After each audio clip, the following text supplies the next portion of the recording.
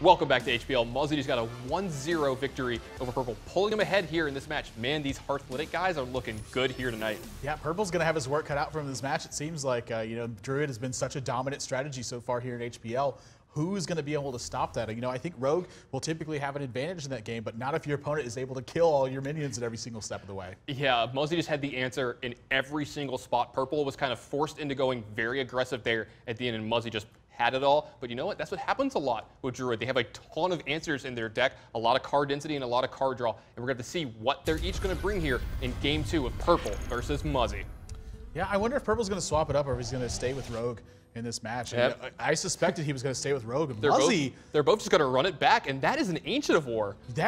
I have not, this card, speaking of Ancient, I haven't seen this card in a very long time, but he's got Harrison Jones yet again. It's such a crucial card in not only this matchup, but against a lot of the decks that are very powerful right now. Very interesting that he actually just mulligans the Harrison Jones right away, but he's probably just looking for any early pressure, a card like a Piloted Shredder, anything to get on the board as early as possible. If he mulliganed that Harrison Jones, I'd be very surprised because, Nye won him the last game.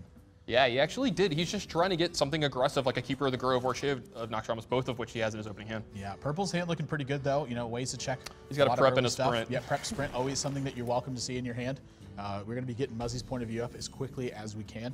A little bit of Spectator Client Bug. Just going to be dagger up for Purple and now wait for everything to start to develop here. So Shade, not a card I think he wants to see.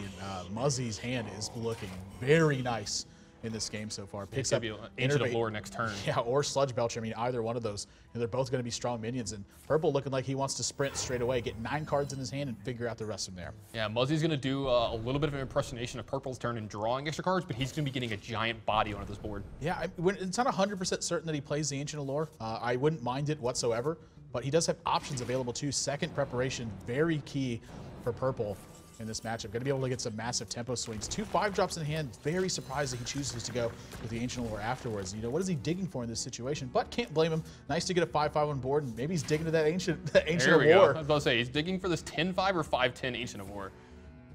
Yeah, Purple able to check this very nicely, though. Going to have to take 5 damage to do it, but I think he's more than comfortable with that right now, given not only his hand, but the fact that he just needs the pressure out and try to keep things rolling forward.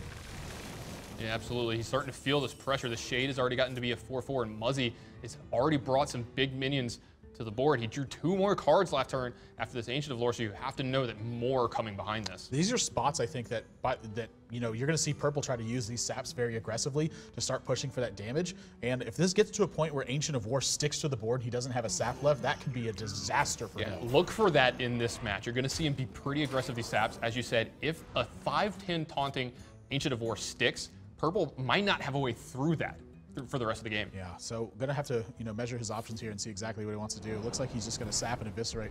Love this play from him as well. Just keep stuff clear off the board and start getting this 3-3 on the damage rolling side of things. Yeah, interesting to see Muzzy actually unveil his Shade there. I do like being aggressive here, but if you just wait one more turn, he has to couple the eviscerate with something like Azure Drake, and it's a little bit of a easier spot for you. And the second sap is going to be great for Purple the jig is sort of up at this point as far as Purple is concerned. Very happy to have this second sap, getting in 3 more points of damage as well. But outside of that, he doesn't really have a lot moving forward to start checking that. He can start running it over with minions, but he would love to see something like a Tinker Sharp sort of. Yeah, he needs something to couple with his Blade Fury for sure. You're putting it right on the board. He already has a preparation in his hand. He can have a huge turn with that. If he needs to sprint again, he can and kind of take a turn off. Maybe give him a chance to really build up a lot of resources to get through this. It's going to be interesting how Muzzy plays from here. He's seen both saps, so he just want to run this Ancient of War back out there. Yeah, he just picked up Sylvanas too, and now he's also seen both saps off of that, so his plays could get really interesting in these turns moving forward. Don't mind the defensive play here at all. Just silence his Pilot Shredder, swipe. Try to keep that pressure under control, because if you can force Purple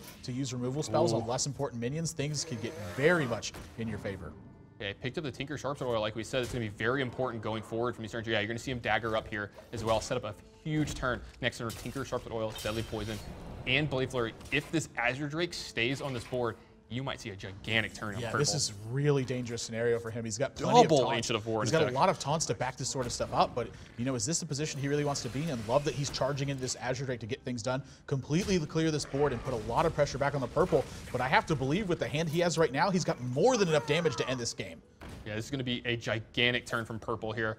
You're going to see this game quickly go to Purple here. Yeah, I mean, just fantastic stuff from him. You know, this is the game plan he was looking for originally, was keep this board under control long enough to get these major combo turns. And you're kind of seeing the power of this. You know, the fact that he had saps to keep this tempo advantage the whole step of the way, that's really the big difference in this game. And you're seeing a massive damage spike hit from him here on turn 8. Great sequencing from Purple here as well, playing around a possible taunt coming off this Pilot Shredder, and one did come out. Every single thing at every step of the way was picture perfect for Purple in that game. So you run it back, and now we're tied at 1 game apiece. Do you just do it again? Night and day from the first game that we saw. You know, Muzzy was able to provide threats to the board, but he wasn't really able to answer everything very adequately. You know, that SI7 agent got in a lot of damage as that game rolled out, and that was really kind of the catalyst to forcing Muzzy to take defensive measures, and that allowed Purple to utilize both of those saps and really get things done. Yeah, in game 1, you saw Muzzy add a lot of things to the board, but he also answered everything that Purple did in the game,